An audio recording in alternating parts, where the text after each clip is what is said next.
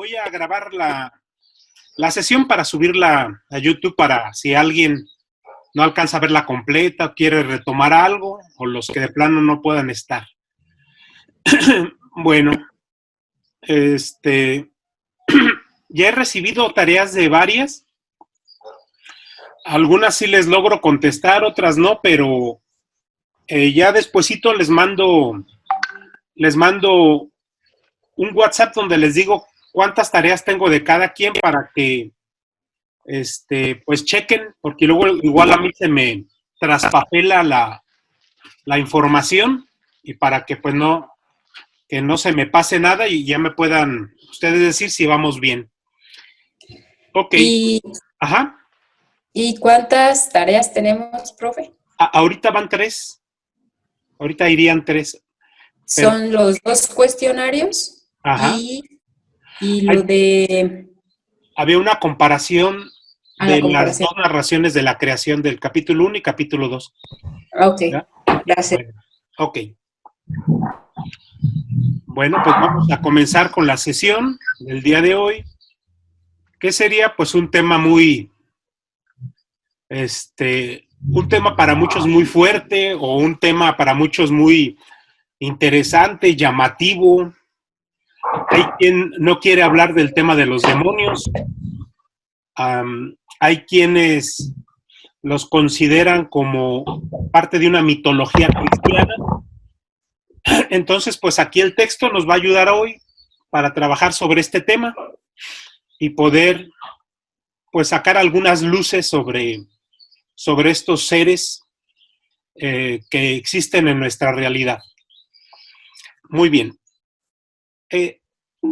A ver, déjenme, comienzo aquí. Bueno, por lo regular yo comienzo con una definición y después textos del Catecismo de la Iglesia Católica, que de suyo, pues no debería de hacerlo, porque si estamos en una teología bíblica, teóricamente que debemos de trabajar pues nada más con lo que dice el texto bíblico, porque lo que nos dice el Catecismo de la Iglesia Católica pues ya son teologías sistemáticas. Bueno, es una mezcla de teología bíblica y teología sistemática, porque ya nos presenta una reflexión más profunda sobre el tema. Pero bueno, lo voy a usar, aunque propiamente y técnicamente no lo debería de hacer. Aunque aquí en el libro, aquí nos presenta algunas opciones, algunos numerales del catecismo, pues que nos hablan sobre ese tema. Bueno, pues en primer lugar vamos a ver que la palabra diablo, que viene del latín y que quiere decir el acusador, el calumniador. Aquí en muchos textos bíblicos nos va a hablar de que este diablo pues es el mentiroso desde siempre, desde el origen, el que nos acusa, el que nos tienta y después de caer en nuestra tentación es como el que nos acusa ante la presencia de Dios para decirle pues este me pertenece. Después aparece también otros textos donde hablan sobre Satanás, el cual pues se le va a considerar este nombre como príncipe de los demonios. Sería como la más alta jerarquía pues de los ángeles caídos, ¿no? Aquel que se rebela. Pero vamos a ver que no fue nada más uno, sino fueron grandes cantidades de seres. Bueno, aquí usando un poquito el catecismo, nos da muchas luces sobre este tema. Nos dice, tras la elección desobediente de nuestros primeros padres, se halla una voz seductora opuesta a Dios, que por envidia los hace caer en la muerte. La escritura y la tradición de la iglesia ven en este ángel caído, llamado Satanás o diablo, la iglesia enseña que primero fue un ángel bueno, creado por Dios. Aquí, bueno, lo pongo en rojo, ¿no? El diablo y otros demonios fueron creados por Dios con una naturaleza buena, pero ellos se hicieron a sí mismos malos. En este libro que pues ya descargaron y que creo que ya algunas han leído, que se llama Mundo Angélico, ahí el padre Fortea, sí. que es él tiene una especialidad en teología que es la angelología y la demonología. Van muy relacionadas porque en últimas cuentas son seres de una misma naturaleza. El padre Fortea explica esto que la iglesia nos lo pone en unas palabras un poco técnicas, nos lo explica de una manera novelada, muy hermosa, donde el padre pues tiene que armar mucho de su explicación teológica haciendo uso de reflexiones. No es de que se invente la historia, sino va reflexionando sobre las actitudes de estos seres y va complementando las realidades que pues sí podemos descubrir dentro de la Biblia o de la Escritura. Bien, otro numeral del catecismo nos dice: la Escritura habla de un pecado de estos ángeles, y nos pone ahí un texto de Segunda de Pedro 2:4. Eso lo vamos a leer más adelantito. Ya puse los textos por escrito para irlos como reflexionando un poquito. Dice: esta caída consiste en la elección libre de los espíritus creados. Este es un gran tema, porque cuando hablamos nosotros de espíritus, de realidades espirituales, vamos a descubrir que parte de las facultades del espíritu divino que nos fue transmitido a los humanos y que también le fue transmitido a los ángeles es el tema de la libertad. Los temas, las capacidades humanas como son libertad, creatividad, amor, ¿qué otra? Voluntad, son capacidades que vienen o están infusas en nuestra realidad espiritual. Solamente un ser espiritual con una capacidad espiritual puede amar, puede tener una elección libre, puede decidir sobre actuar sobre algo o no, puede crear o realizar cosas. Solamente un ser espiritual puede comunicarse, entablar una comunicación hacia adentro y una comunicación hacia afuera. Son características de nuestra realidad espiritual y que también los ángeles, por ser seres espirituales, pues lo contienen.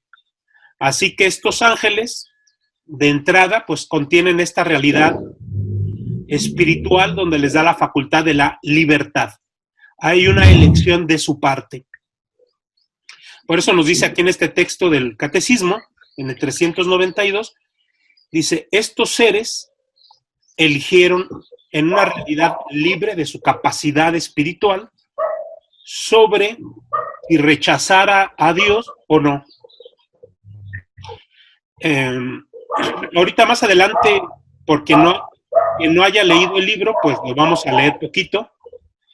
Vamos a ver cómo Fortea lo explica con unas palabras muy noveladas, pero de suyo, se acercan mucho a una posibilidad de lo que pudo ser.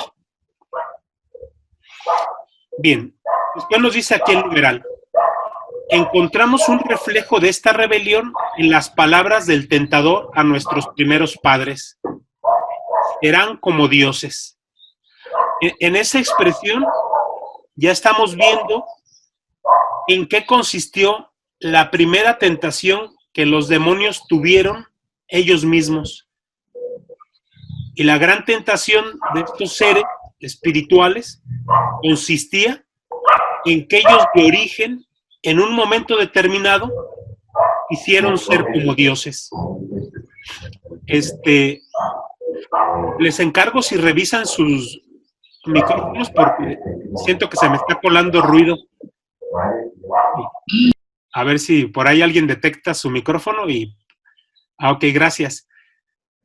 Sí, porque luego me desconcentro. Recuerden que los hombres tenemos una capacidad de concentración menor que las mujeres. Eso está probado. Luego me desconcentro y ando platicando de otras cosas. Muy bien. Entonces aquí ya encontramos dos características de esta rebelión de estos seres espirituales. Uno, su capacidad de libertad, parte de su esencia espiritual. Dos, en algún momento de su historia, anterior a nuestra historia humana y del universo, existió la gran tentación de ellos querer ser como dioses. Y voy a leer un parrafito al ratito de Fortea donde explica más o menos cómo se pudo generar esta tentación. Bueno, después aquí el texto nos habla que el diablo pues es el pecador desde el principio. En otro texto de Juan dice que es mentiroso desde el principio, padre de la mentira. Van siendo características de estos seres espirituales. Después, en el mismo Catecismo de la Iglesia Católica, en el numeral 393, nos dice, es el carácter irrevocable de su elección y no un defecto de la infinita misericordia divina lo que hace que el pecado de los ángeles no pueda ser perdonado. No hay arrepentimiento para ellos después de la caída, como no hay arrepentimiento para los hombres después de la muerte. Esto lo dice San Juan Damasceno y lo recoge en la Iglesia y en el Catecismo como una herencia de la tradición. Y aquí hay que analizar esto que es importante. Nos está queriendo decir que estos ángeles no se pueden arrepentir o reconciliarse con Dios, no porque Dios tenga un defecto en su misericordia, no porque Dios sea menos misericordioso con ellos, sino porque la decisión libre que tomaron los ángeles al momento de rebelarse fue una decisión hecha con todas sus capacidades y todas sus facultades. O sea, con todas sus capacidades de inteligencia y de voluntad. A ver, aquí vamos a entender una cosa. La diferencia entre un ángel y nosotros es de que nosotros tenemos una naturaleza caída. En parte es bueno, en parte es malo. Tenemos la famosa concupiscencia.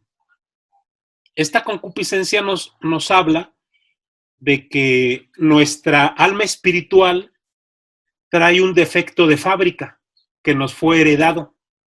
Es este famoso pecado original del cual nosotros no cometimos ningún acto para tenerlo, pero lo recibimos por herencia.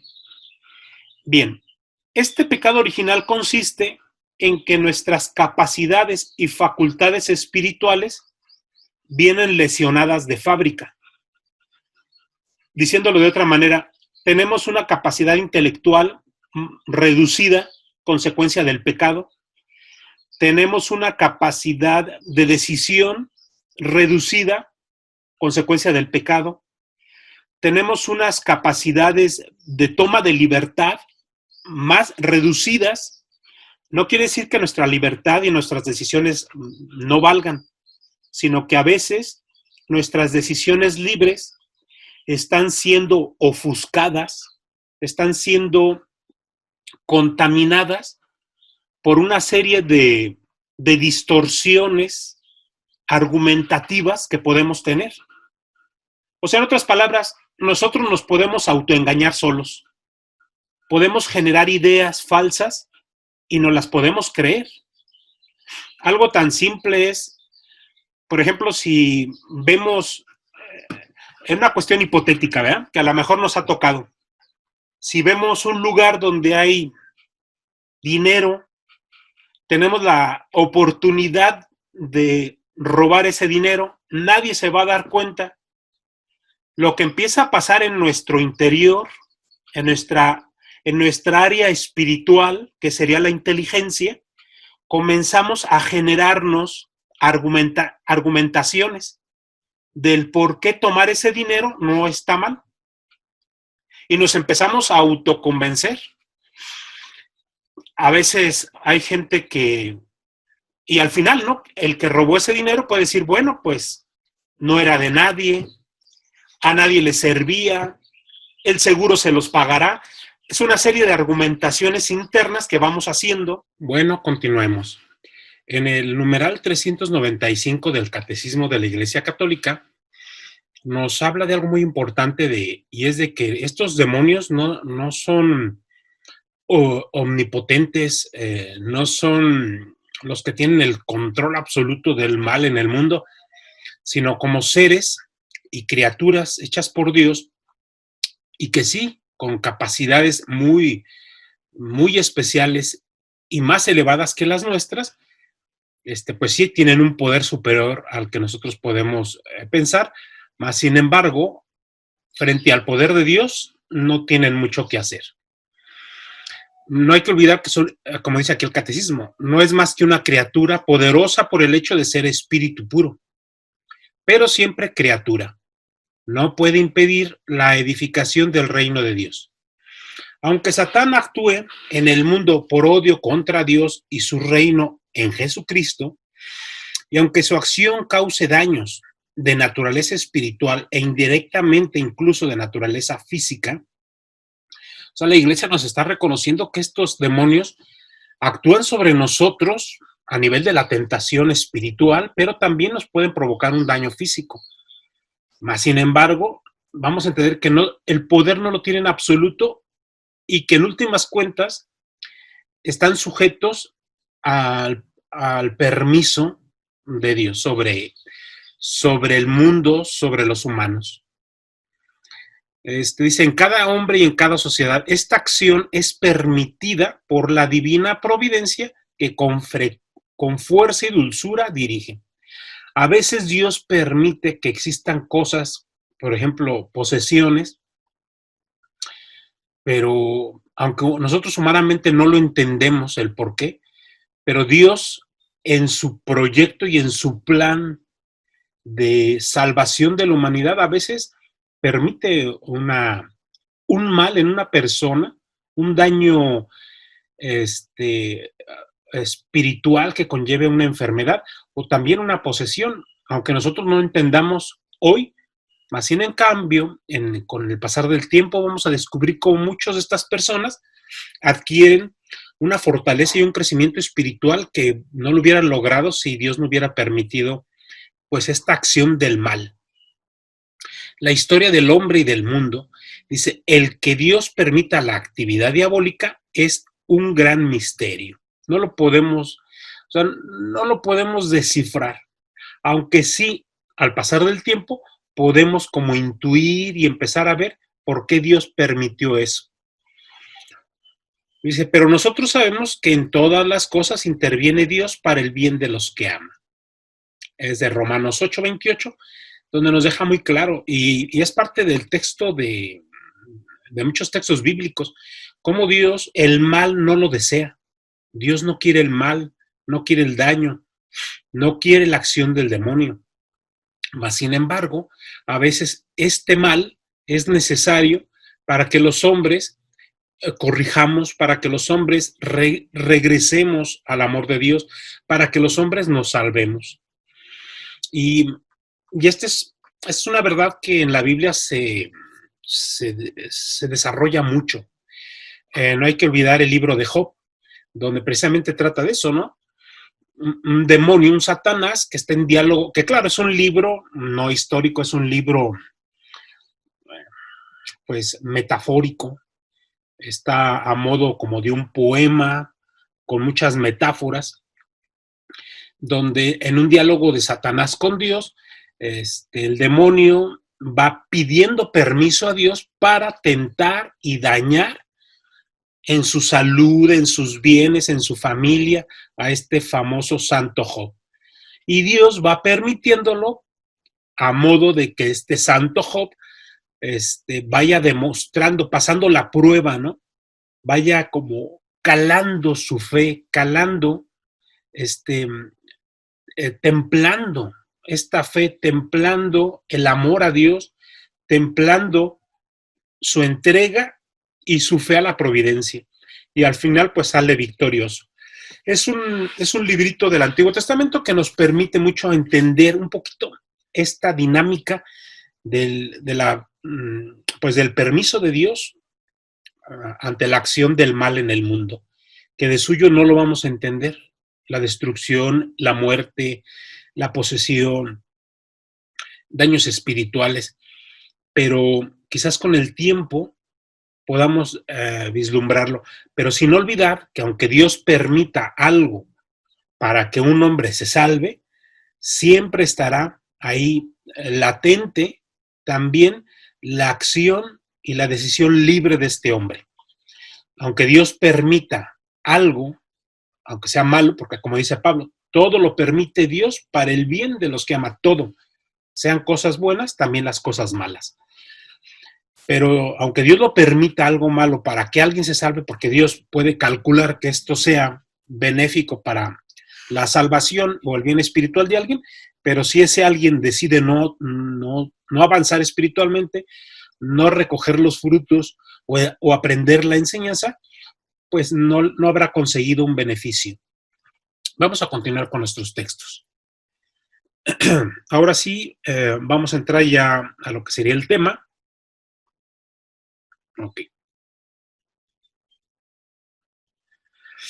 Ok, los demonios en el Antiguo Testamento.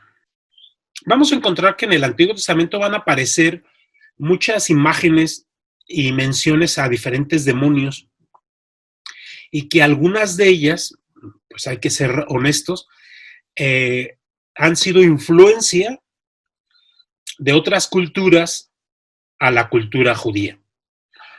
Que sin olvidar que la cultura judía tiene una revelación divina, Dios le habló a este pueblo de una manera especial, pero que también hay muchas realidades a nivel cultural que el pueblo de Israel tuvo que accederse de las culturas de otros pueblos, entendiendo esa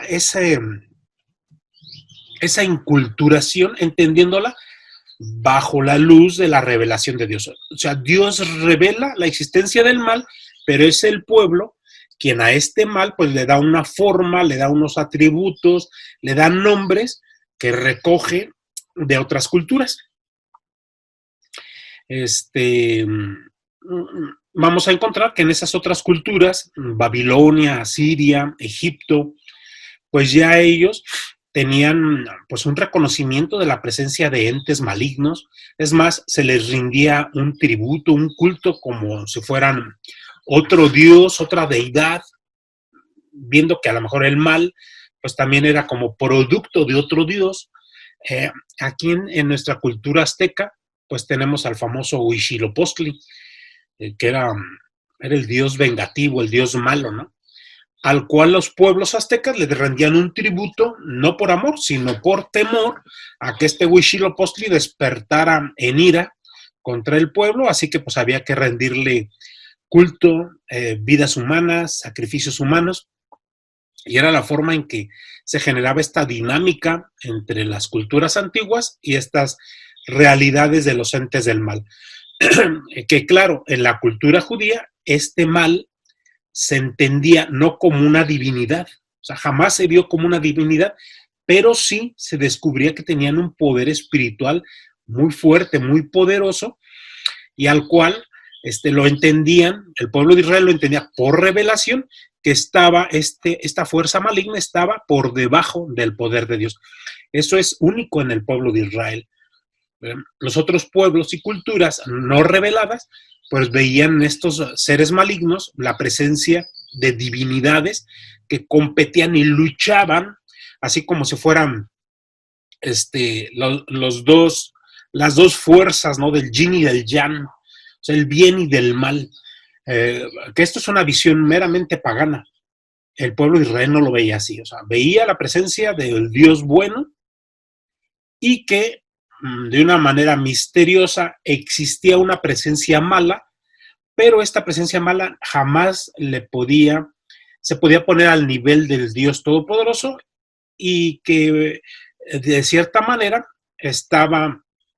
dependía este mal de la acción de Dios. Aquí en la imagen pongo este pequeño ídolo de bronce. Es un dios asirio babilónico, el dios rey de los demonios alados, llamado el Pazuzu, ahí del siglo VII antes de Cristo. Y que bueno, fíjense, o sea, tiene un poquito de la iconografía que ya los judíos y que también los cristianos hemos manejado. O sea, todo esto culturalmente es herencia. La enseñanza revelada, pues nos viene de Dios, ¿no? Y entonces hay una fusión entre lo que Dios revela y lo que los pueblos, o el pueblo de Israel, va asimilando de otros pueblos y va revistiendo esta revelación. En el Antiguo Testamento se evita cualquier dualismo. Satanás no es presentado como un adversario. Eso también hay que tenerlo muy, muy en cuenta. Sino como una criatura angélica de la corte de Yahvé. En el libro de Job, que ya mencioné, dice, ya se entrevé como alguien hostil a los hombres y a Dios.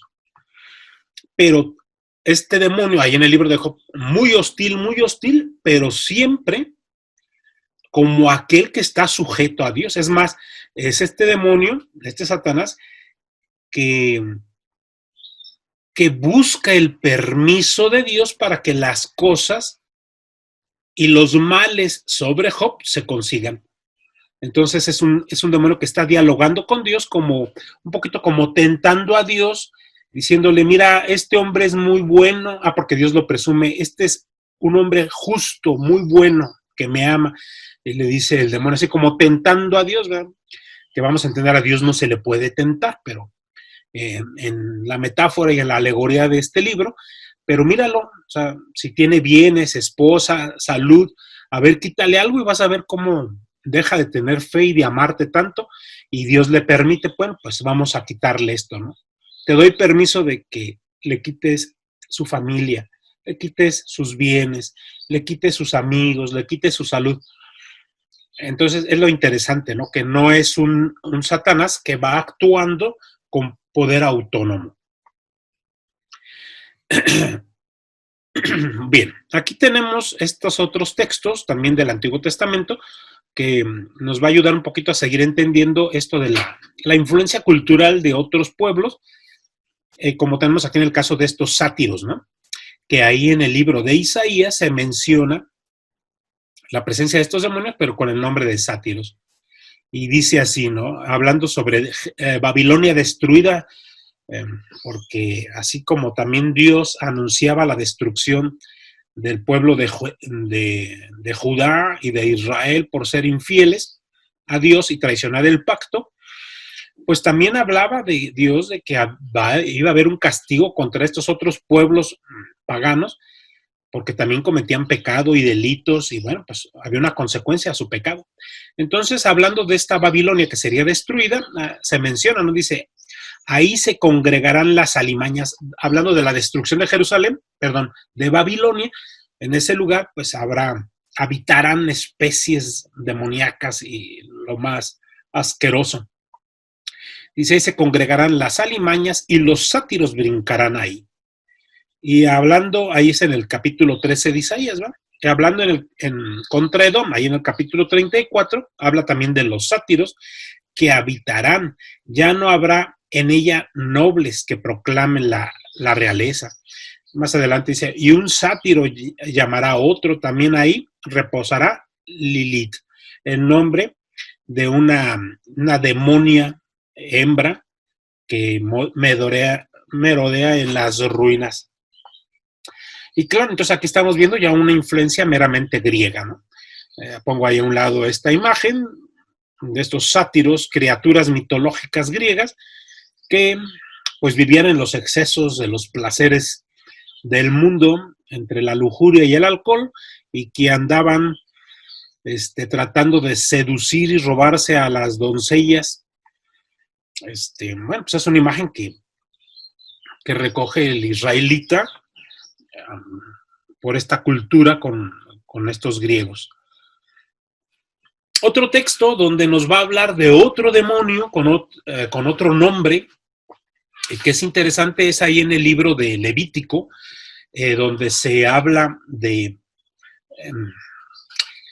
es una escena que culturalmente a los cristianos le damos otra interpretación más fuerte, donde se habla de cómo, llegado el día del Yom Kippur, que es el día de la expiación de los pecados de todo el pueblo judío en la actualidad, desde antiguo, desde Moisés, había un día en que pedían perdón por todos los pecados del todo el pueblo durante todo el año, que sería como para nosotros los cristianos, así como nuestro día del miércoles de ceniza y Viernes Santo, donde pues todo mundo vamos a los oficios y nos andamos queriendo confesar y nos dolemos.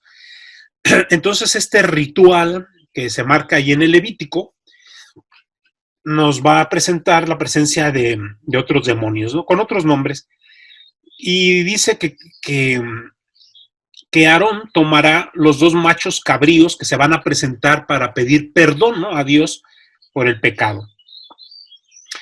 Estos se presentarán ante Yahvé a la entrada de la tienda del encuentro. Ahí precisamente en el desierto todavía no haya templo, sino una tienda como de campaña muy grande que llamada la tienda del encuentro, que es donde era el lugar de culto. Dice, echará la suerte sobre los 2 machos cabríos, uno para Yahvé y el otro para Azazel. Ahí menciona a este otro demonio. El que será dedicado a Yahvé, ese será sacrificado y pues será puesto en el altar de fuego para que sea consumido. Y bueno, este aroma suave de lo que desprende esta víctima en holocausto sea elevada a Yahvé. Todo lo que se depositaba en esos altares de fuego, que se consumían en las brasas, era una ofrenda a Yahvé. Se elevaba el humo, ¿no?, con sus olores. Más sin embargo, el otro, el que se ofrecía al demonio, era, y viene aquí la escena, ¿no? Ahí precisamente está en el Levítico 16, dice, y le impondrá ambas manos, o sea, el sacerdote, el sumo sacerdote, sacrificará a uno de ellos para pedir perdón por él, como sacerdote, y por todos los sacerdotes, y eso lo ofrece a Dios. Mas, sin embargo, para el perdón de los pecados del pueblo, le impone las manos sobre este macho cabrío, sobre su cabeza, y ahí va a hacer una confesión de todos los pecados, pues, que él sepa, ¿no?, que comete el pueblo durante el año. Hace una confesión y es una forma así como de depositar sobre el animalito los pecados de todo el pueblo. O sea, como al imponerle las manos, le impongo también todos los pecados, los míos, los de los sacerdotes y los del pueblo. Y después, ese animalito era llevado por uno del pueblo, el sacerdote no, porque pues era un acto impuro, pero se elegía uno en el pueblo que llevaba este animal, lo llevaba al desierto y allá lo perdía, y era una forma como de entregar ese animal y esos pecados a los demonios, al demonio Azazel que vivía en el desierto. Este Azazel es el nombre de un demonio que pues ya se reconocía y se le nombraba entre los antiguos hebreos y los cananeos. Y que bueno, sabrá Dios qué le llegaba a pasar a estos animalitos perdidos en el desierto, que pues al final iban cargando con el pecado del mundo. Esta es una imagen simbólica de lo que posteriormente vendrá a ser el Cordero de Dios, ¿eh? El Cordero de Dios que recibe los pecados de toda la humanidad y sobre él se descarga el tormento y se le entrega a los demonios. O sea, porque en últimas cuentas Cristo en la cruz fue entregado a los demonios para darle muerte. Solamente los demonios vivían con ese gusto y ese placer de vivir con la satisfacción de matar a Dios. Bien. Bueno, ahí vamos viendo ya diferentes nombres, ¿no? Sátiros, Azazel, Panini, y otros tantos que van saliendo en el Antiguo Testamento. El espíritu de Yahvé se había apartado de Saúl y un espíritu malo que venía de Yahvé le infundía un espanto. aquí en este libro de Primero de Samuel nos menciona cómo este primer rey de Israel, al momento de desobedecer a Dios por medio del profeta Samuel, es invadido y tomado por los espíritus, ¿no?, del mal. Pero es bien interesante cómo lo maneja el texto, porque habla de que Dios le aparta su espíritu, porque cuando fue consagrado rey de Israel, fue ungido con aceite y recibió al Espíritu Santo. Entonces dice, cuando él peca, desobedece, entonces Dios le retira su espíritu, dice, y un espíritu malo que venía de Yahvé, como si Dios controlara estos espíritus malos, como si de Dios brotara la maldad. En este texto pareciera, mas sin embargo, cuando uno hace interpretación bíblica y este texto que pareciera que de Dios brota un espíritu malo que le va a infundir a Saúl, hay un criterio de interpretación que es la analogía de la fe, donde un texto bíblico, cuando encontramos algún conflicto de fe, como en este caso, ¿no? Si un espíritu malo viene de Dios, entonces lo tenemos que comparar con otros textos bíblicos y vamos a entender que, bueno, sí, que de Dios no brota ningún espíritu malo, ¿no? Y bueno, lo vamos a cotejar más adelante, o sea, lo vamos a ver. Más bien, lo que quiso decir el autor sagrado era que Dios permitió que un espíritu malo, ¿verdad?, lo controlara.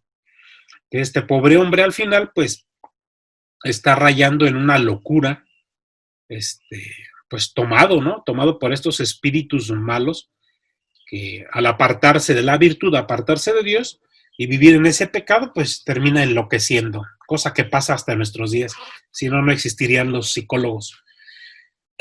Después otro texto muy parecido, porque también es de Primera de Samuel, dice, al día siguiente se apoderó de Saúl un espíritu malo de Dios.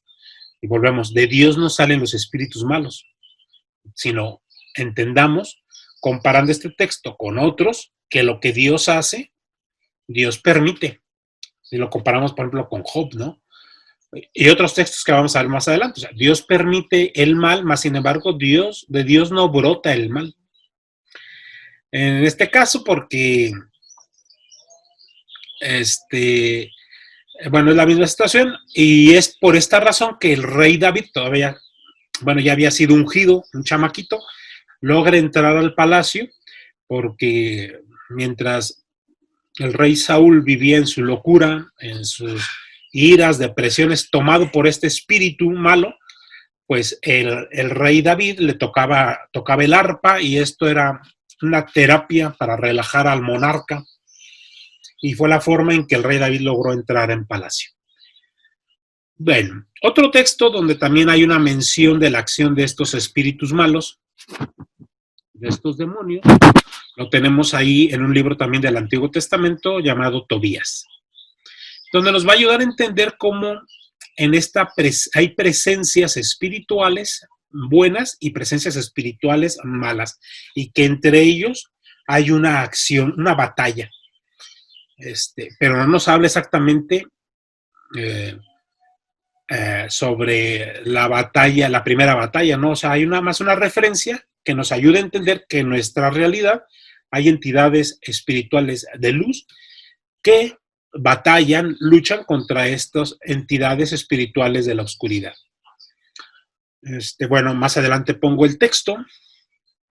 Aquí está, Tobías 8, 1, 3.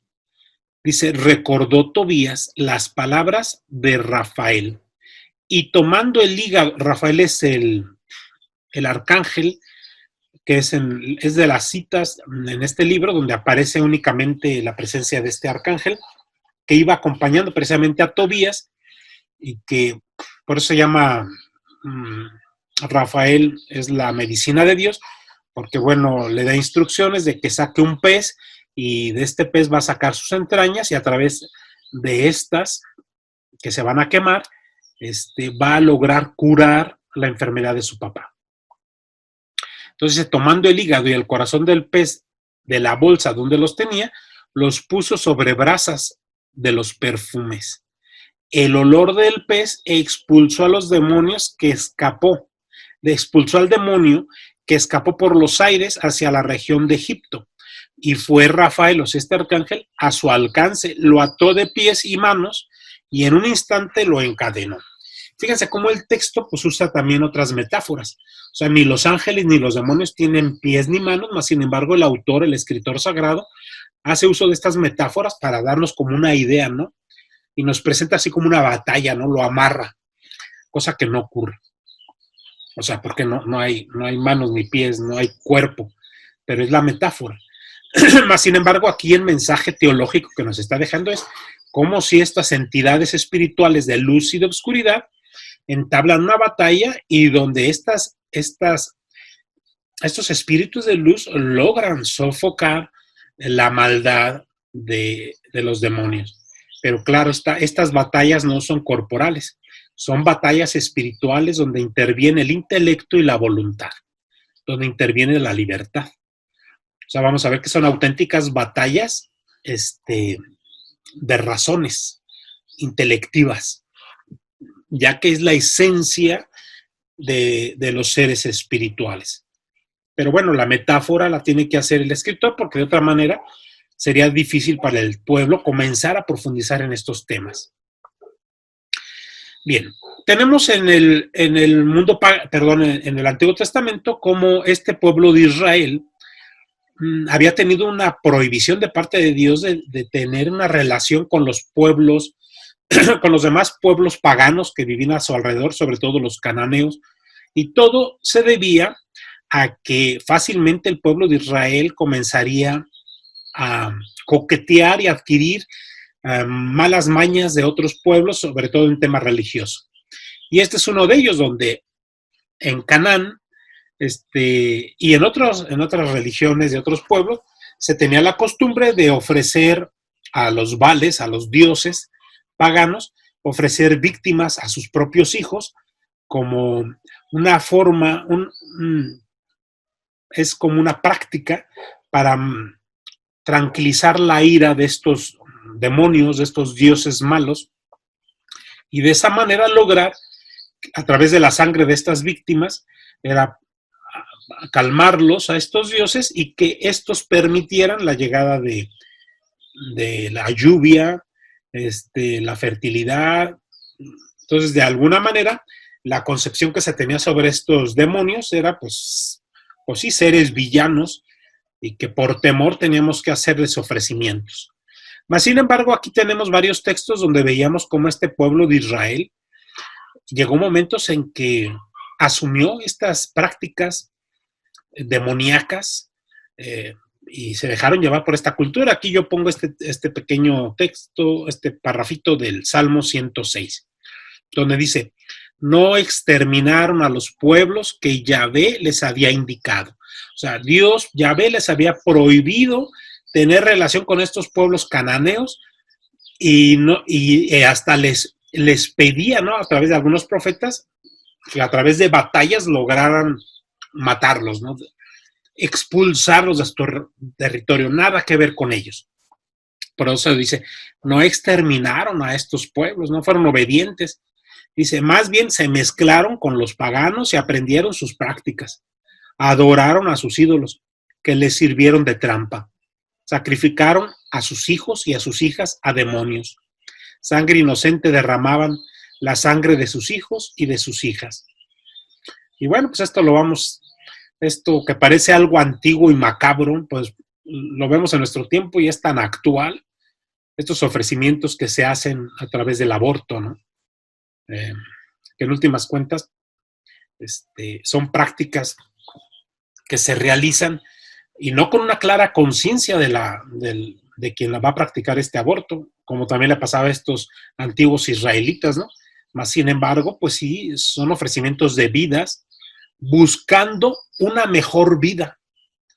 O sea, para yo conseguir una mejor cosecha o, en nuestro tiempo, buscar un mejor salario o que no me corran de mi trabajo o una mejor vida. Al fin de cuentas, hay una confusión en nuestro razonamiento y llegamos a practicar estas aberraciones.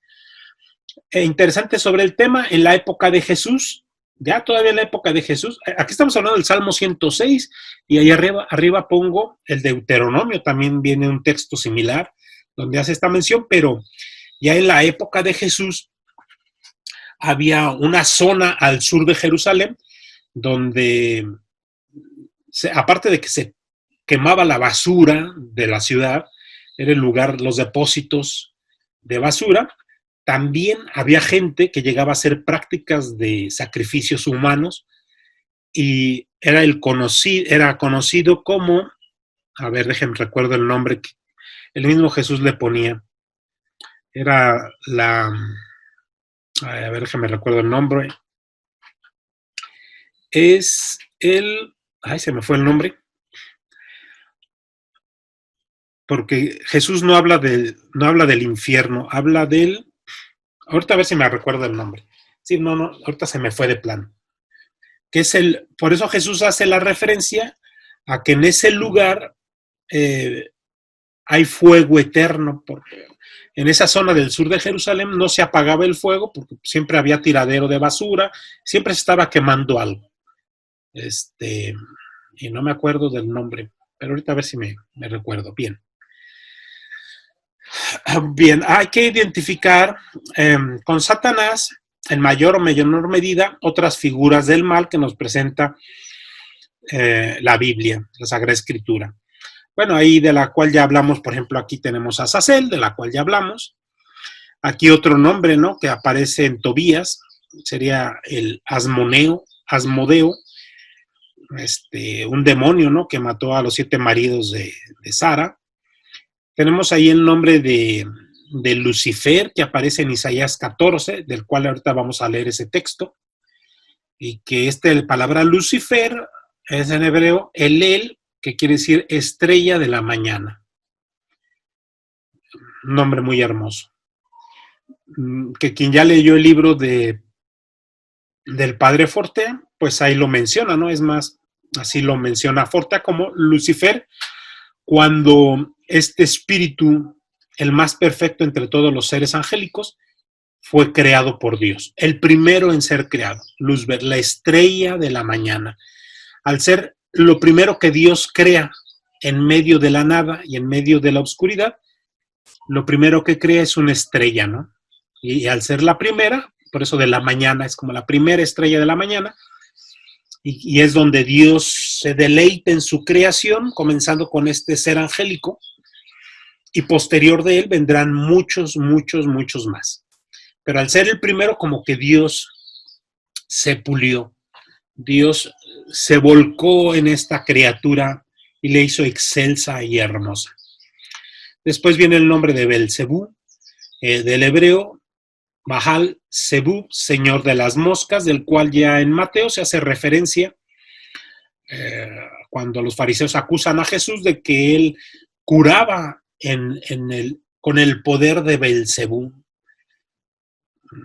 que seguramente es una mención o un título que también les llegaba del paganismo. También vamos a reconocer que entre otros títulos que se le da, pues es la de demonios, es quizá la que más veces aparece. Y aparece como demonio, el mismo Satanás, o como demonios, sus seguidores. Y que aquí, bueno, pongo algunas citas, Sabiduría, Mateo y Apocalipsis, donde se menciona.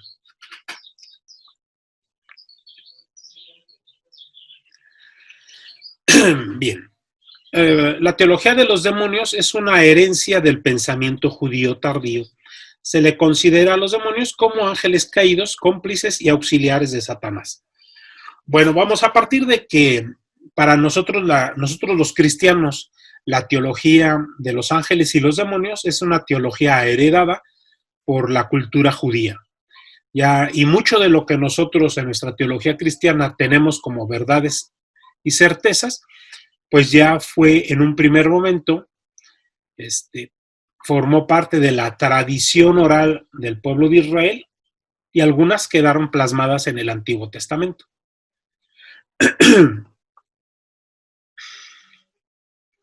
Bien, vamos a hacer un pequeño ejercicio, así como de un trabajo teológico, ¿no? Y por ejemplo, aquí yo pongo en este primer tema, ¿no? así como una pregunta. ¿Dios fue el creador de los demonios y del mal? Entonces, esta pregunta nos vamos a auxiliar con algunas pequeñas citas como para irle dando respuesta, irle dando luz a esta pregunta que suena de suyo, así como muy actual. Es más, en el mundo de hoy, aunque el mundo se diga ateo, cuando hablan sobre Dios, y es uno de los argumentos del ateísmo, ¿no? Que Dios no puede existir porque si Dios existiera, entonces Dios sería un ser, pues maligno, que se gozaría en el mal y en la destrucción del hombre.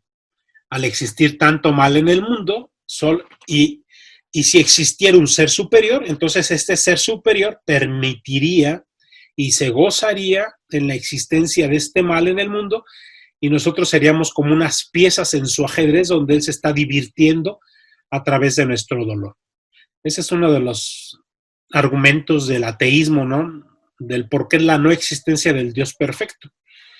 Bueno, pues nosotros le vamos a dar respuesta a través de algunas citas bíblicas. Entonces vamos a tratar de hacer como un ejercicio de teología bíblica. Bien, Dios fue el creador de los demonios y del mal. Tomo un primer texto ahí del Génesis 1, versículo 3 al 4, donde dice: Dios dijo, haya luz, y hubo luz. Vio Dios que la luz estaba bien, y separó Dios la luz de la oscuridad. En este primer momento ya los teólogos antiguos, es más, aquí voy a poner un texto de Santo Tomás de Aquino, ahí de su Suma Teológica, donde dice: la naturaleza del ángel fue a la vez creada y hecha luz.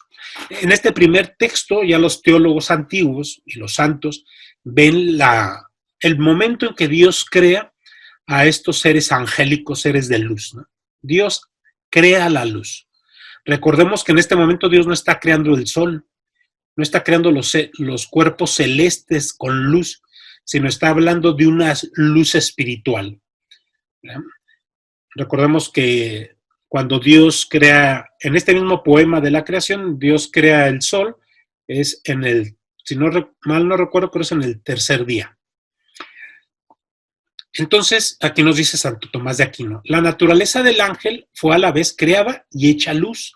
O sea, los ángeles son seres de luz, en la interpretación de este texto del Antiguo Testamento.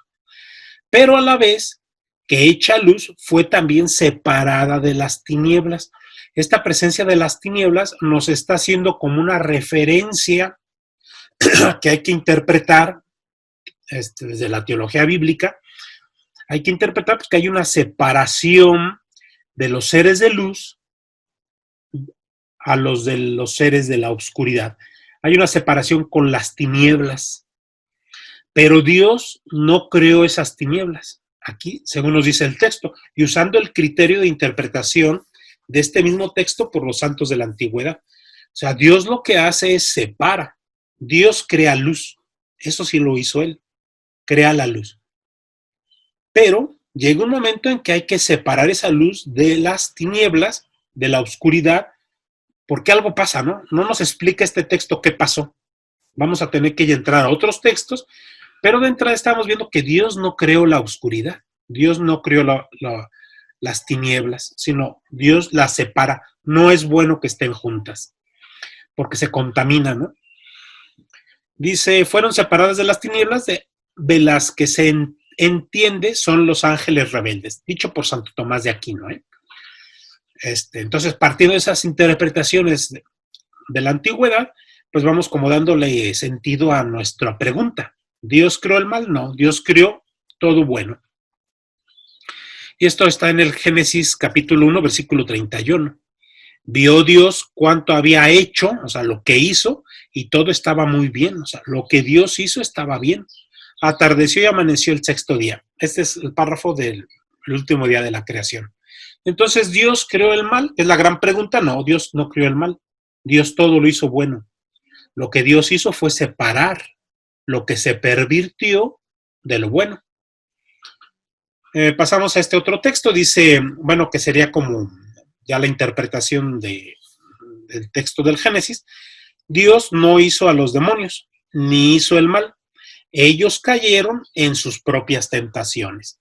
Porque es una pregunta que hacía el padre Fortea. Decía, bueno, si los hombres caemos en la tentación, en el pecado, por la acción de la tentación de los demonios sobre nosotros, luego entonces, en un principio, cuando no existían demonios, entonces, ¿quién tentó a Luzbel? Es una muy buena pregunta, teológica.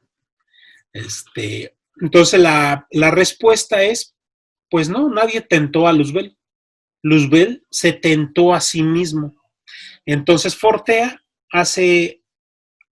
nos hace un descubrimiento, un análisis personal, y podemos nosotros analizarnos y descubrirnos que a veces tenemos tentaciones que son influjos del demonio, a veces realmente sentimos en nuestra carne, en nuestra inteligencia, la fuerza de esa tentación y sentimos ese combate interior, ese no quiero, mas sin embargo es como un acoso interior que nos está llamando a deleitarnos en eso placentero, pero no quiero. Sentimos claramente la presencia de algo exterior que nos está susurrando. Pero también hay que diferenciar esa tentación externa de un espíritu maligno, a las tentaciones que nosotros solitos nos provocamos. En ocasiones no ocupamos la acción de ningún demonio. En ocasiones nosotros solitos lucubramos. El ejemplo que les puse en un principio, me topo con una caja de dinero que puedo fácilmente yo robarlo, que nadie se va a dar cuenta. Ahí pues no se ocupa mucha tentación de ningún demonio. Yo solito empiezo a lucubrar, o sea, pero yo solito. Que habrá veces que sí, pues un demonio actúe en ese tema, pero a veces hay cosas que las tenemos tan a la mano que solitos nosotros nos generamos ideas y nos vamos armando nuestros esquemas mentales para lograr obtener aquello. Entonces hay veces que los demonios no trabajaron, fuimos nosotros solos, porque trabajamos con un principio de la tentación que es el intelecto, los razonamientos. Un razonamiento mal elaborado nos va a conducir a un hecho pecaminoso, a un hecho malo. Y que en ocasiones sí podemos nosotros descubrir en qué momentos, si podemos hacer un análisis de nuestra vida, cuando realmente estamos sintiendo el embate del maligno, ¿no? O sea, hay veces que lo sentimos en la carne, cómo nos está tentando. Bien, entonces, así lo presentamos. Me gustaría leer este texto de Fortea, porque aquí menciona algo sobre el tema. Bueno, me voy a esperar tantito para agarrar más temas que vamos a ir viendo. Bien, después dice, la serpiente era el más astuto de todos los animales del campo que Yahvé Dios había hecho. Recordemos que lo que vimos anteriormente en Génesis 1, pues es la primera narración de la creación, pero en la segunda narración, en la narración ya vista, vamos a toparnos con otra presencia, ¿no? Vamos a toparnos ahí con la presencia de una serpiente, y nos dice en el texto, ahí en Génesis 3, la serpiente era el más astuto de todos los animales del campo que Yahvé Dios había hecho. O sea, esta serpiente es una criatura hecha por Dios. Pero si seguimos analizando el texto y nos vamos a lo que ya nos ha dicho la Biblia, que todo lo que Dios hizo fue bueno, entonces vamos a partir de que esta criatura, esta serpiente, de suyo es buena. Es más, en este primer momento, cuando se da la tentación a Adán y Eva y se presenta esta serpiente, que claro, todo es un simbolismo, es un lenguaje simbólico, pero trabajando con ese simbolismo vamos a llegar a verdades. Si a Eva sabía que todo lo creado por Dios es bueno, entonces cuando Eva ve una serpiente, pues ella no se asusta. Ella ve una criatura buena de Dios. O sea, ella no le da suspicacia. No, como nosotros sí vemos una serpiente y corremos. No, pero para Eva no era un conflicto ver este animal, porque estaba viendo una criatura hecha por Dios, alguien bueno. Mas, sin embargo, aquí el texto nos está hablando de que este ser tiene una característica, una astucia peculiar, o sea, una inteligencia muy bien elaborada. Que claro, las serpientes, pues a lo mejor en su mundo salvaje sí logramos ver, ¿no? Una astucia sobre los demás animales, pero en este caso el autor también está aplicando esta astucia sobre las criaturas del mundo visible y invisible, ¿no? Entonces, vamos a partir de que los ángeles son seres intelectualmente superiores a nosotros, por lo tanto, tienen más astucia. Entonces, el mal surge de entre las mismas criaturas, en oposición a Dios. O sea, el mal no lo creó Dios, surge de entre las criaturas. Y esta criatura, esta serpiente, tiene una astucia peculiar que ella sola produce una serie de ideas para separarse ella misma de su creador y lograr que también el hombre se separe de su creador. Muy bien. En otro texto del Antiguo, aquí ya puse Antiguo Testamento, ahora del Nuevo Testamento. Ahí en Juan 8:44 Jesús dice, hablando, refiriéndose al demonio, fue homicida desde el principio y no se mantuvo en la verdad, porque no hay verdad en él. Cuando dice mentiras, dice lo que le sale de adentro. ¿Y cuál fue la mentira, la gran mentira, el gran engaño que hace esta serpiente? Y que entendemos que esa mentira, él se la produjo a sí misma, a él solo, ¿no? El querer ser como Dios, porque esa es la tentación que le hace a Eva. Le dice a Eva, dice, empieza a trabajar, a jugar con el lenguaje de esta serpiente. Ahí está su astucia, ¿no? En su inteligencia, en esa capacidad intelectual que es la esencia de lo espiritual. Le dice que Dios no les permite comer de ningún fruto.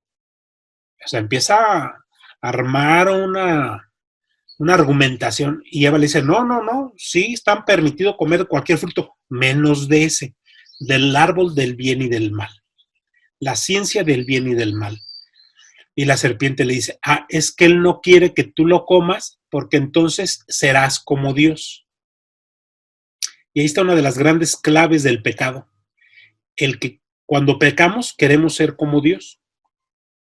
Y que este pecado seguramente lo experimentó, bueno, esa gran tentación, ¿no? De este Luzbel, primer ser celeste, con toda su grandeza, su belleza y perfección con que fue creado, y él querer ser como Dios.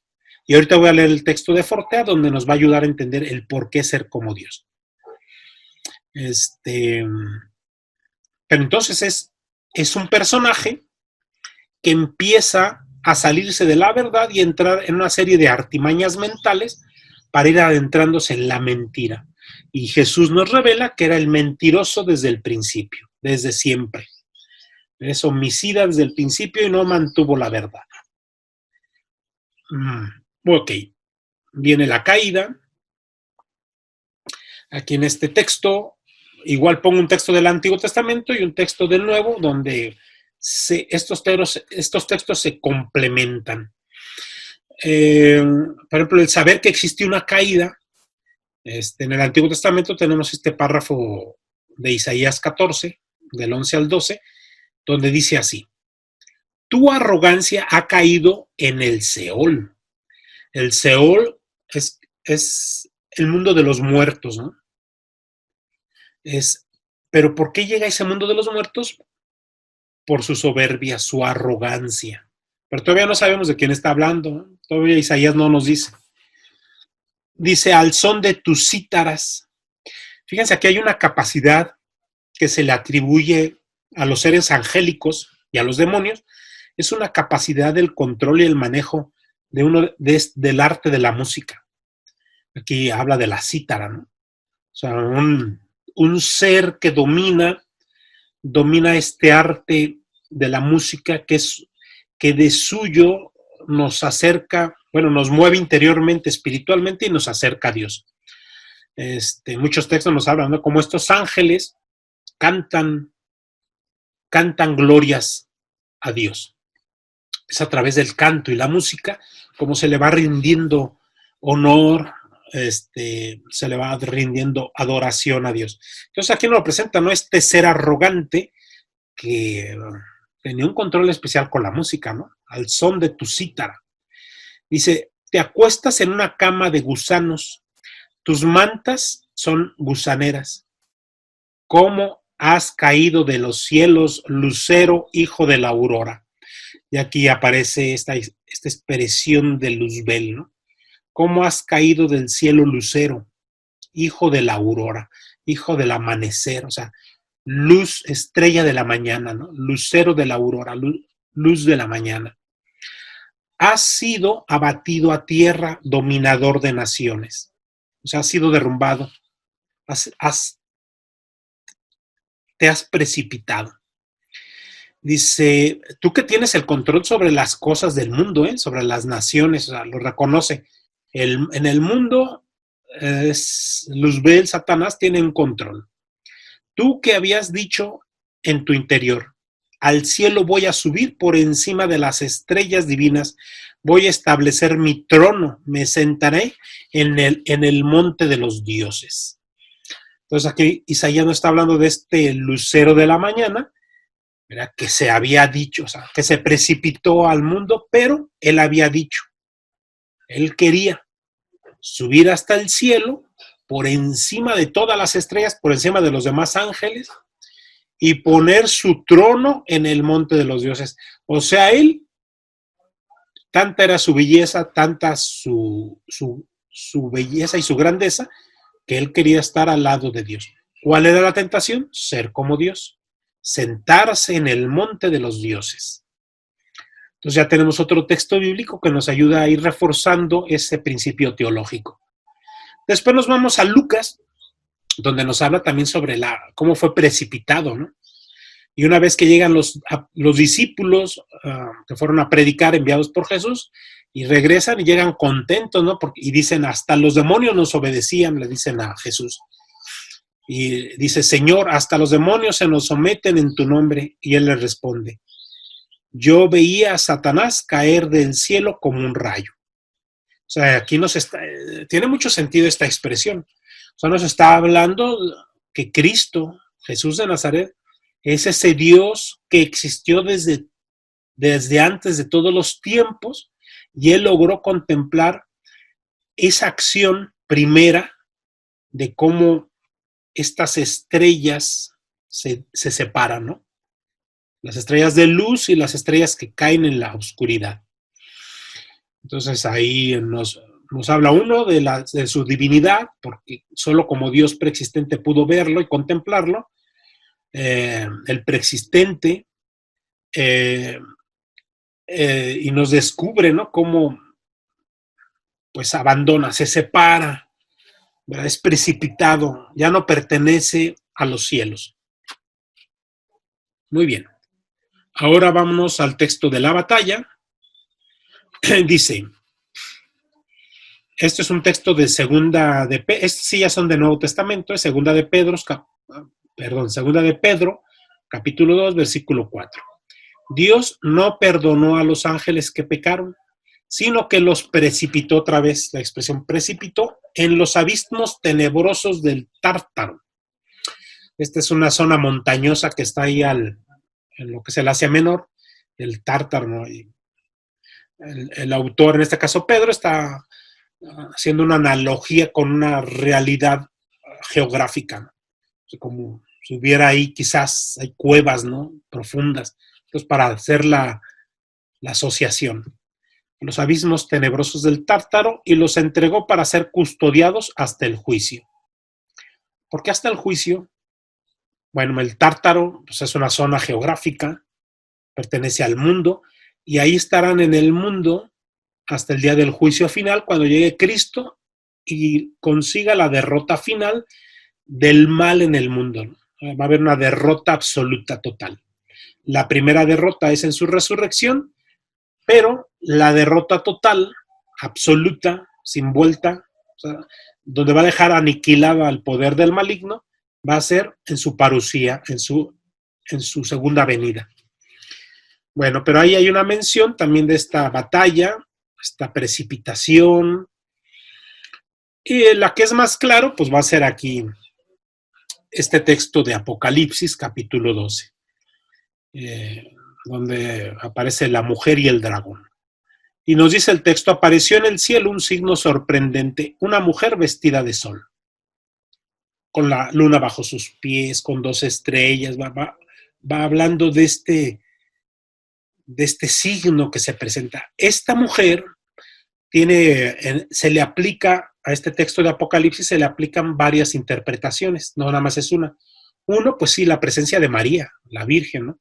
Y más específico se ve en ella la presencia de la Virgen de Guadalupe, porque en ella hagan de cuenta, está haciendo la narración de Apocalipsis y como si nos estuviera pintando a la Virgen de Guadalupe vestida de sol con la luna bajo sus pies. Pero después nos va a presentar la presencia de este ser maligno, ¿no?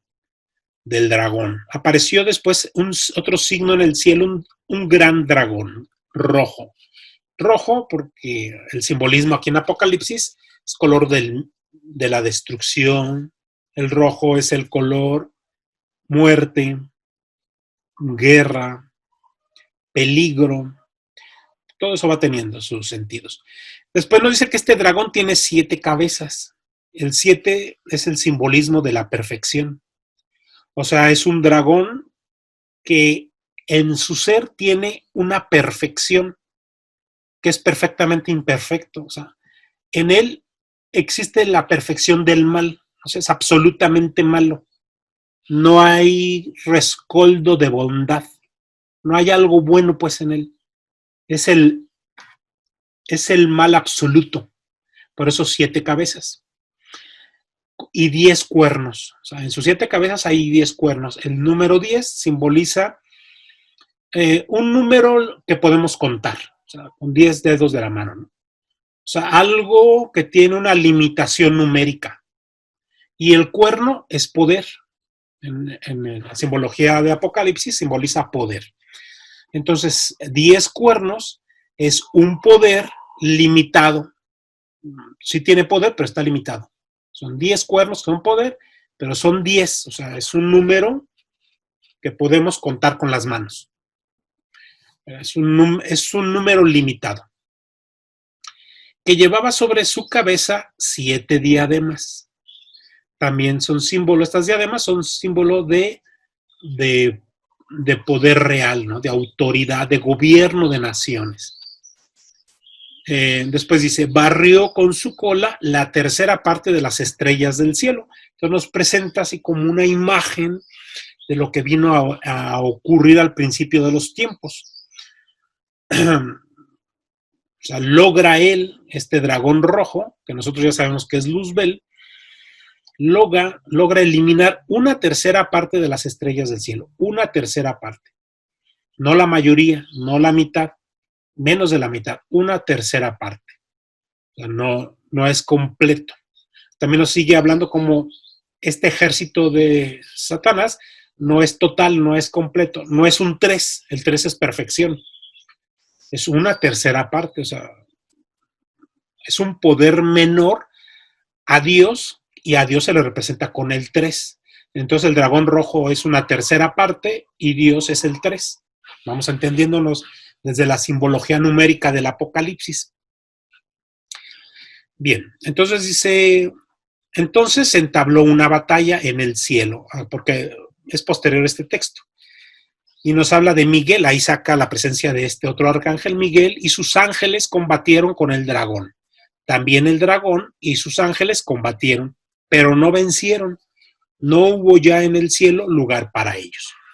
Bueno, estaba hablando que, una interpretación de esta mujer de Apocalipsis es la presencia de la Virgen María, pero otra interpretación que también se le aplica y es vigente y es buena, o sea, no compiten las dos interpretaciones, es la presencia de la iglesia. O sea, esta mujer vestida de sol, porque es la iglesia de Cristo, está revestida de Cristo, Cristo es el sol. Entonces esta mujer vestida de sol, pues es la esposa de Cristo, ¿no? La iglesia, la cual va a ser perseguida, porque en los textos que aquí nos habla, nada más que aquí no los escribí, habla de que este dragón la persigue y ella huye al desierto. y cuando él se le acerca, abre sus fauces para tragarse al hijo que trae en su vientre, porque esta mujer está encinta. Y este hijo, pues, es Cristo mismo, ¿no? Entonces, pero esta mujer huye y el dragón saca de sus fauces agua para ahogarla, ¿no? Pero se abre la tierra y estas aguas se hunden en los abismos.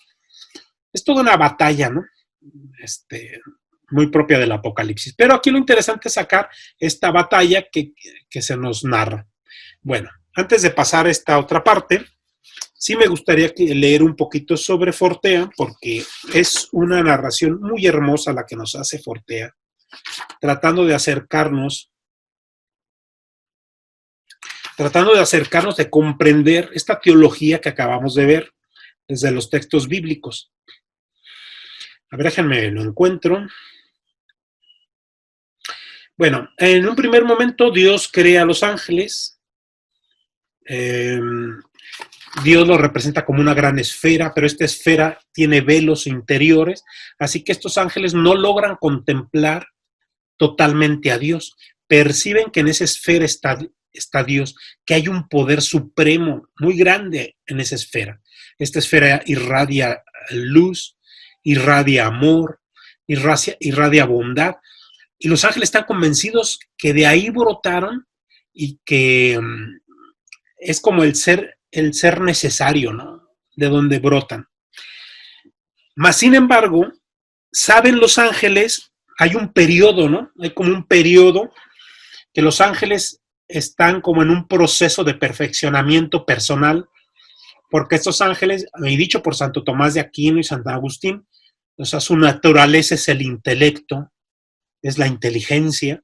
Entonces, lo que hacen, y lo narra Fortea a través de una novela, cómo estos ángeles van teniendo un ejercicio intelectual de conocimiento, se van entre ellos, se van cultivando, se van formando, van intercambiando ideas, van intercambiando conocimiento, unos progresan más que otros.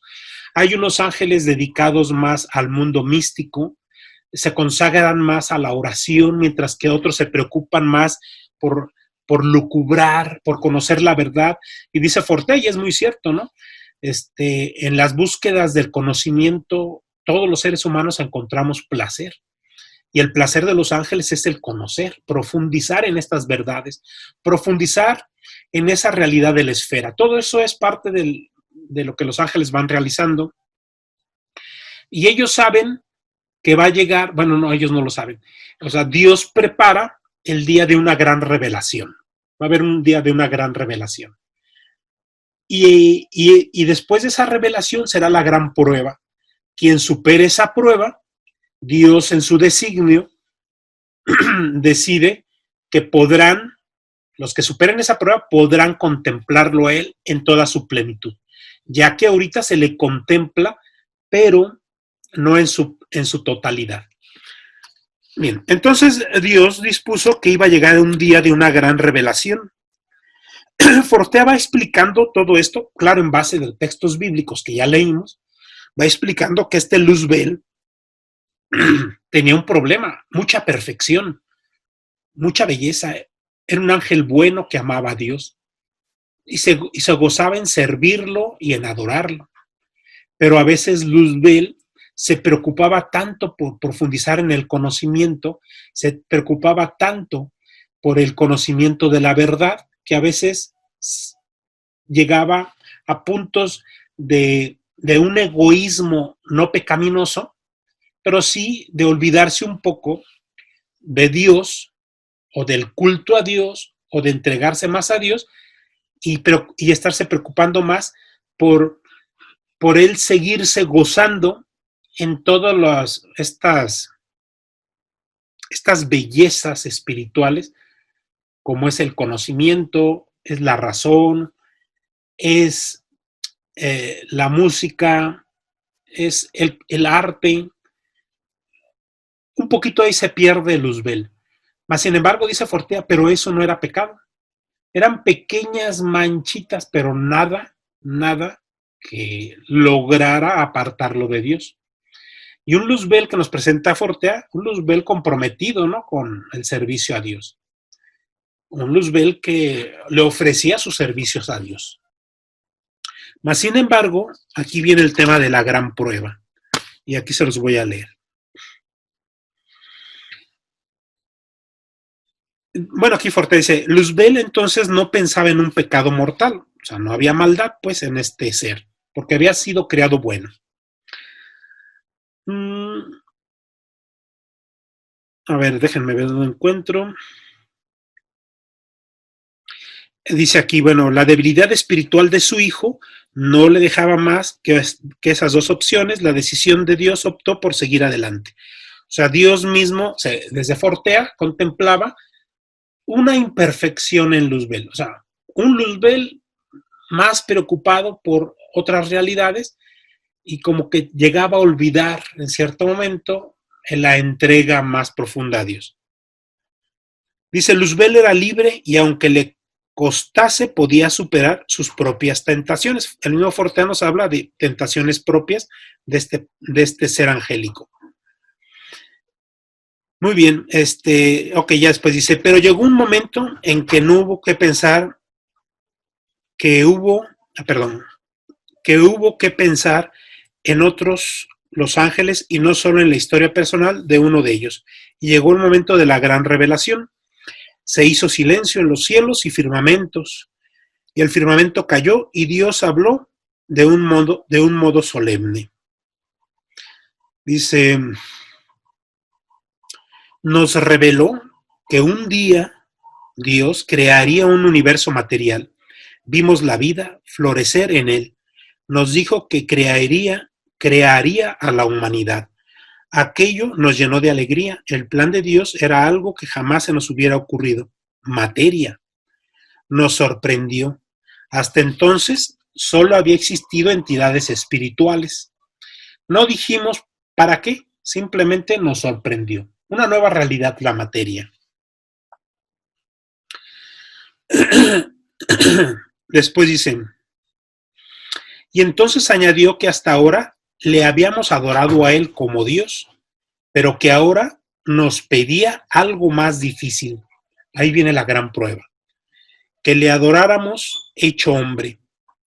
Dios se iba a ser hombre. Le debíamos adorar como Dios hecho hombre. Jesucristo sería su nombre. La segunda persona de la Santísima Trinidad, la cual para nosotros era un misterio, se revelaría a los humanos. Con una ciencia infusa supimos al momento cómo sería la existencia de los humanos. Sobre un mundo material que crearía para nosotros, se nos reveló que implicaba ser humano en sus líneas generales y en sus detalles. Dice Fortea, eso nos dejó petrificados. Dios hecho hombre iba a comer, a beber, a dormir, iba a ser picado por los mosquitos, a tropezar y a caer en el suelo, a ser amamantado como una cría de mamífero. Si su pie pisaba algo cortante, sangraría. Aquella esfera que contenía infinitos mares de luz iba a reducirse al tamaño de una hormiga. Ahora, trascendente pureza inmaculada, iba a convertirse en algo que comería como un perro o un gato. Dios se nos mostró bajo el misterio de la encarnación y nos dijo, adórenme bajo esta apariencia, adórenme bajo estos ropajes humanos. Ahí está la gran prueba, ¿no? Es ustedes seres celestes superiores a esto que les estoy permitiendo ver, porque aquí nos dice Fortea, ¿no? No solamente les revela la idea, sino les permite la visión de contemplar lo que va a pasar. Y ese no es el problema, porque de suyo una creación material, pues qué interesante, ¿no? Pero cuando dice, es que yo seré de esa materia y me tendrán que adorar. Y no solo eso, más adelante Fortea continúa diciendo, no solamente en materia, que de suyo ya es algo desgarrador, que de suyo ya es algo absurdo, sino que a mí me van a matar. Voy a entrar en un suplicio degradante, y ahí me adorarán. Aquello fue la locura. Y nos continúa diciendo, bueno, Forte nos explica cómo muchos ángeles aceptaron inmediatamente porque ya habían trabajado. Aquí este tema, ¿no? Cómo estos seres angélicos, igual que nosotros, tienen que tener un trabajo en la virtud, un trabajo en la fe, un trabajo en la esperanza. Y dice, aquellos ángeles que ya habían trabajado en las virtudes durante un lapso de tiempo, fácilmente lograron asimilar esto y con fe ciega, porque recordemos que a la esfera no la han visto, con fe ciega aceptan el designio de Dios y se hincan a adorarlo en ese momento, aceptando su adoración en un momento futuro. Y ahora nos habla de Lucifer. Lucifer estaba con la boca abierta, no podía creer lo que veía, estaba atónito. De pronto, un sentimiento le llenó de amargura. No había sido él el elegido para recibir la misión hipostática. O sea, nos dice Fortea, este Luzbel que en toda su belleza y perfección no fue elegido para ser ese Mesías, ese ser en el que Dios iba a resplandecer frente a sus criaturas materiales. Él hubiera querido ser como Dios, ¿no? Bien, y continúa, es hermosísimo cómo lo narra Fortea, porque nos habla cómo empieza en su interior a ver todo un torbellino. Todos los demás ángeles volteaban a verlo porque era el líder, era el prototipo de ángel, todos lo volteaban a ver por qué no se hincaba, hasta que de la boca de Luzbel, dice, el príncipe les mostraba un rostro carente de gesto alguno. Era una esfinge seria que entrecerraba los ojos llenos de majestad, de dignidad, de respeto hacia sí mismo. Lentamente abrió los labios, exclamó, carente de emoción alguna, no. Bien, esta rebelión de ángeles se da con todas sus capacidades intelectuales. Ya dijimos, estos ángeles no tienen concupiscencia, no tienen un engaño interior como nosotros lo tenemos, ¿no? Es querer, como dice San Pablo, quiero lo que no quiero. O sea, el engaño de nuestro ser, de ver bueno lo que es malo, que es parte de nuestra concupiscencia. Mas, sin embargo, estos seres celestes carecen de esa concupiscencia, por lo tanto, cuando hacen los análisis de verdad, los concluyen. O sea, realmente este pensamiento, este razonamiento que hace Luzbel, lo hace en toda su plenitud, en una plenitud intelectual, en una plenitud de voluntad. Por lo tanto, cuando él decide no, es no absoluto. No es como en nosotros que podemos buscar el perdón, podemos buscar hacer un trato, voy y me confieso. No, en él no se vale porque lo está haciendo en capacidad absoluta intelectual. Muy bien, pues con eso dejamos a Fortea y ya para ir terminando, vamos a avanzar aquí sobre la doctrina de los demonios en el Nuevo Testamento.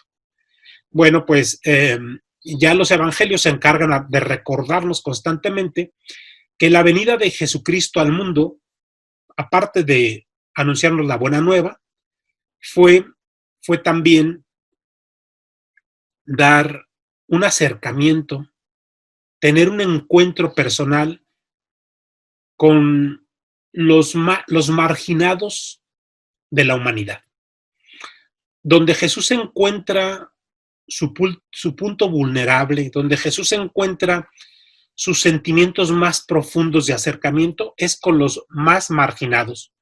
Y entre los marginados encontramos a los pobres, encontramos a los pecadores y encontramos a los poseídos. Ya el evangelio de Marcos, sobre todo, todos los evangelios nos lo narran, pero sobre todo el de Marcos, nos presenta a un Jesús que viene en una actitud de batalla contra los poderes del mundo, contra Satanás. Es un Jesús, a veces yo así lo explico, y a veces así se me figura, es una imagen pues no muy propia, pero bueno, así lo explico, como si Jesús fuera un luchador que llegara al mundo para estar luchando en constantes batallas contra los demonios. contra el pecado, pero sobre todo los demonios. Y en el Evangelio de Marcos nos lo presenta muy claro, ¿no? Y es más, usa expresiones en Marcos, así como Jesús, a ver, dejen recuerdo, nos presenta un Jesús que conmina, no, perdón, es un Jesús que, a ver, la palabra es la que no tengo, pero en Marcos usa expresiones como un Jesús que rebate. Cuando va a hacer un exorcismo, cuando va a expulsar un demonio, rebate. Un Jesús que combate al demonio. Porque en las palabras de Jesús no está hablando directamente a estos demonios y los está echando de este poseso a través de palabras beligerantes. En todo el Evangelio se va a ver muy claro, en Marcos. En los demás también, pero en Marcos es como muy claro, ¿no? En todos Jesús viene a demostrar que Él es el Dios verdadero a través de los milagros y los signos que realiza, y entre ellos, pues es la curación de enfermos y la expulsión de demonios. Y dato bien curioso que se da en los evangelios es que cuando Jesús anda entre las poblaciones y entre la gente, solamente son los demonios los que lo reconocen quién es Jesús. Por eso son los demonios los que le dan títulos como Hijo de David, Hijo del Altísimo o Hijo de Dios. Son títulos que no recibe de sus apóstoles o de la gente. La gente lo llega a reconocer como Hijo de David, es un título así como muy importante, ¿no? Sus apóstoles llegan a reconocerlo como Mesías, el enviado de Dios que viene a cumplir una misión entre nosotros. Pero son los demonios los que llegan a descubrirlo como el Hijo del Altísimo. Y que al final de los evangelios es descubierto como el Hijo del Altísimo precisamente ante Caifás, y lo cual pues eso le hace ser acusado de blasfemia. Pero ya estos demonios desde el inicio van descubriendo que están frente al Altísimo, frente al Dios vivo, con el cual ellos no tienen posibilidad. Es más, estos demonios lo más que logran hacer es protestar. ¿Qué tienes tú contra nosotros, Jesús de Nazaret? Y en los textos dice, y Jesús los conminaba, les obligaba a callar, a que no revelaran quién era él. Y después vamos a encontrar los demonios que le piden permiso a Jesús. Bueno, si nos vas a sacar de aquí porque somos una legión, mándanos a esa piara de puercos. Y después resulta que los puercos se suicidan.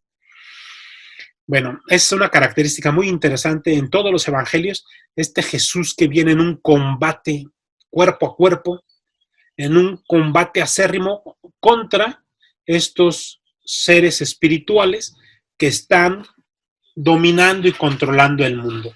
Es un Jesús que viene a derrotar al mal, viene a derrotar el pecado en su vida terrena y lo logra al momento en que los vence desde la cruz, pero que continúan ejerciendo su acción destructiva misteriosamente hasta que Jesús venga y les cancele todas las posibilidades, lo cual pues está narrado aquí en el capítulo 20 y 21 de Apocalipsis.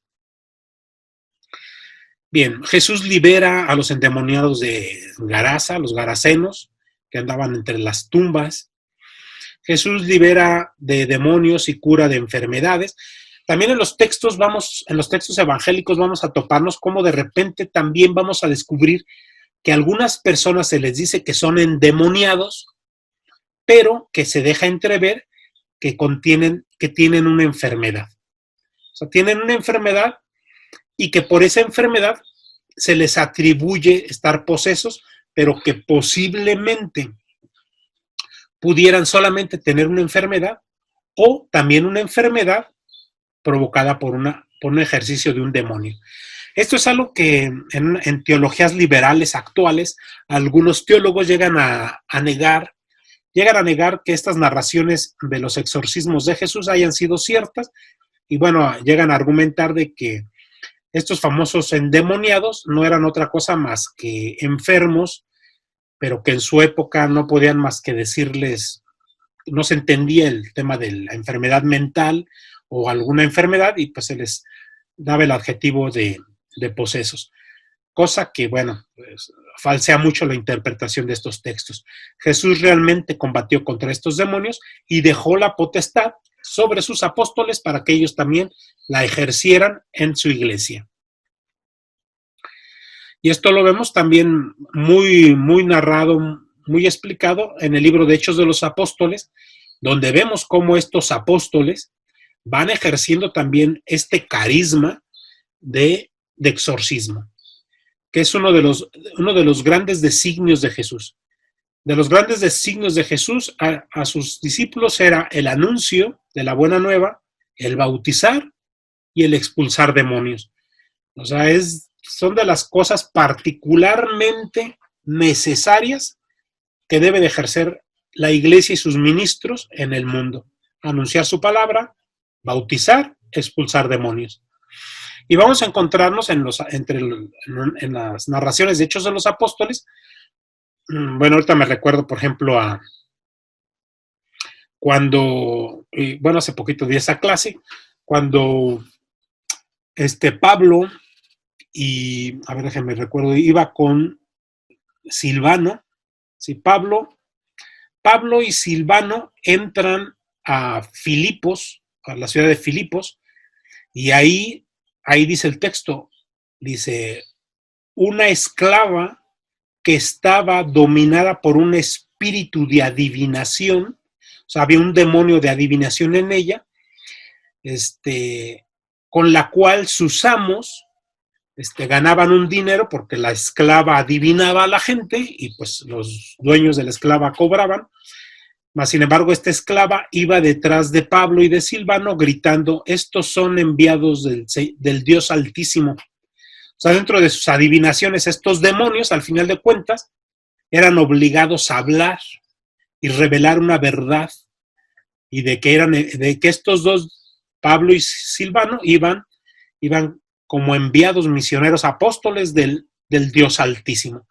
Y dice el texto que llega un momento en que Pablo se hartó, aunque esta mujer iba diciendo la verdad, pero iba con la taravilla tan dura que Pablo voltea y le expulsa ese espíritu de adivinación, por lo que esta mujer queda liberada, queda exorcizada. Pero el gran problema fue de que ahora los amos ya no podían cobrar por ninguna adivinanza y acusan a Pablo de que vino a causarles un problema económico. Bueno, y ahí se narra más. Y como otras tantas, ¿no? Donde los apóstoles van actuando, van curando, van exorcizando. Tenemos ahí en Samaria a Pedro y Juan ahí está el caso del mago Simón. Está, creo, otro mago llamado Elimás, ahí en Chipre, que le toca a Pablo. Pues vamos viendo que este ejercicio de la acción demoníaca pues sigue vigente dentro de la iglesia. Y actualmente pues tenemos nosotros ministerios de exorcismo donde la iglesia sigue actuando para liberar no solamente a los católicos ni a los cristianos, sino a todo aquel que busque ser sanado en nombre de Jesús. Y que bueno, este ejercicio del exorcismo pues es algo tan real que bueno, lo bueno es de que no es muy común. Lo que sí es muy común es la acción de los demonios actuando de muchas maneras entre nosotros. Bueno, pues con esto terminamos nuestra sesión y pues nos vemos la próxima semana. Yo espero ya sin tantos problemas técnicos. Pues que el Espíritu del Señor las acompañe y tengan un excelente día. Hasta luego.